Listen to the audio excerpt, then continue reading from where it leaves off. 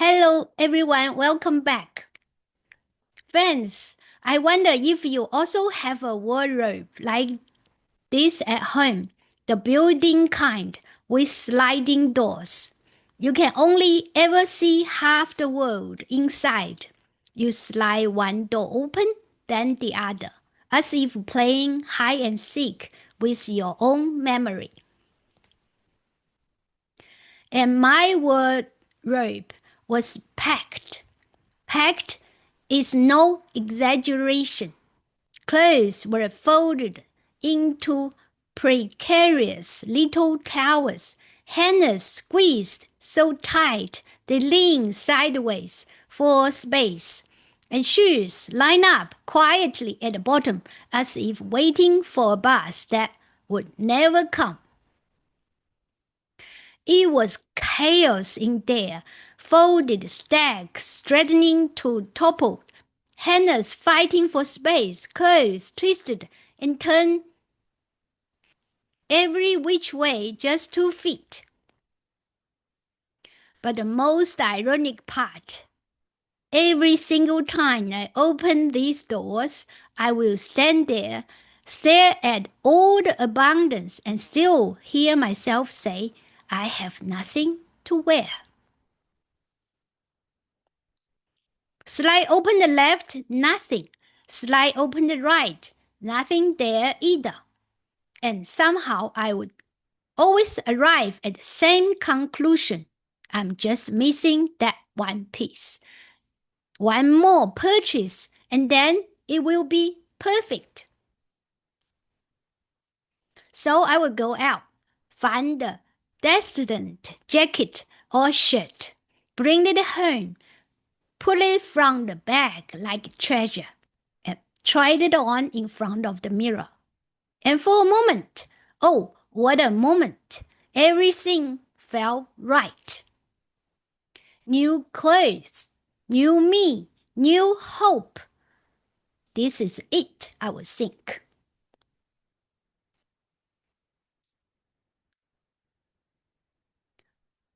But that feeling never lasted. A day, maybe two, then it will fade, like the scent of new fabric after first wash. And soon enough, that quiet emptiness will return, whispering again, you are still missing something.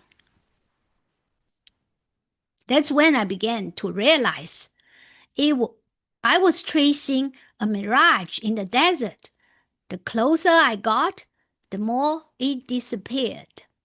The closet was full, yet my heart was empty.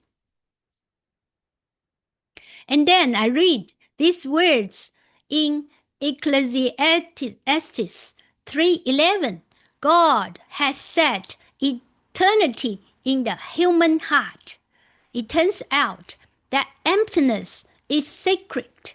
It's a God-shaped space, carved by his own hands, a void that nothing created can ever fill.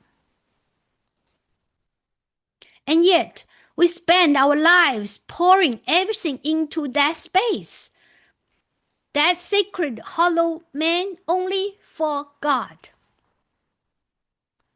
So let me ask you, what are you pouring in? Perhaps it's the illusion sitting in your shopping cart, the quiet hope that one more purchase will finally bring joy. But the thrill fades faster than the receipts can yellow. Perhaps it's the next promotion, the next degree. Thinking, once I arrive, I will finally be enough. But the destination keeps moving, a finish line that runs from your grasp. Perhaps it's a dream that another person will complete you, but no human heart can fill a void carved for the divine.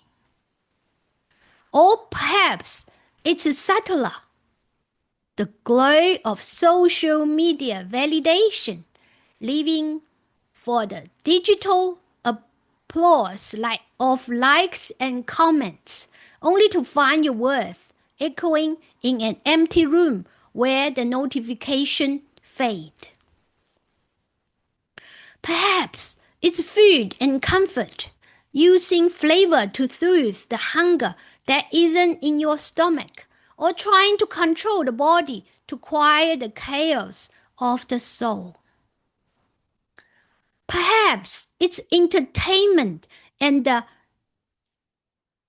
escapism, turning up the volume on everything to drown out the still small voice whispering, "This is not fulfillment."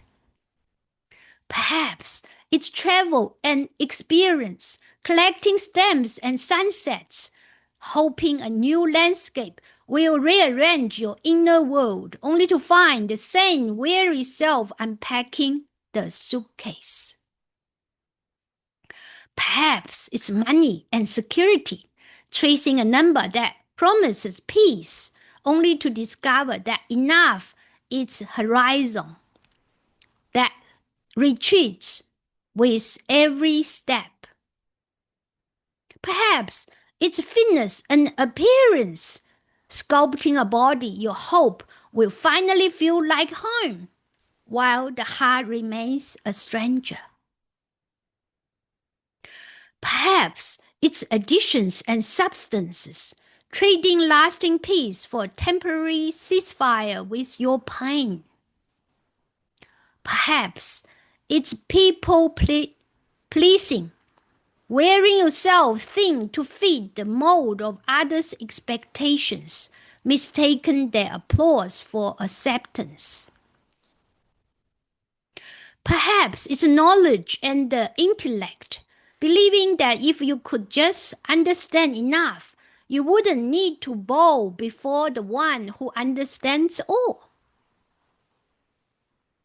We trace these illusions like a desert mirage, simmering, persuasive, promising refreshment, but when we reach for them, they dissolve into sand.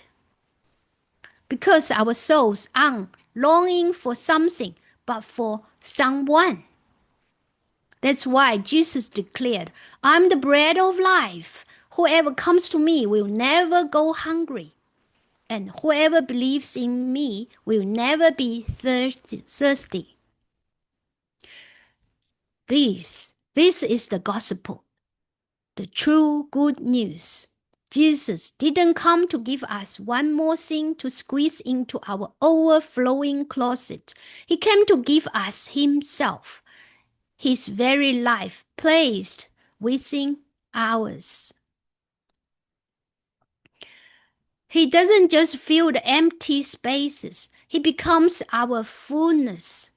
He becomes our identity, our satisfaction, our unshakable peace. The Apostle Paul, after encountering this reality, wrote, "I have learned to be content in any and every situation. I can do all things through him who gives me strength." Philippians 4:11-13. Do you see it? It's not about us striving to fill ourselves. It's about resting in the one who already has. It's not about achieving contentment. It's about receiving it from the source. So, if you are tired of the endless pursuit, if your soul is weary from always reaching for just a little more, listen to his invitation. "Come to me, all you who are weary and burdened, and I will give you rest." Matthew 11:28. You don't have to be perfect. You don't need to have it all together.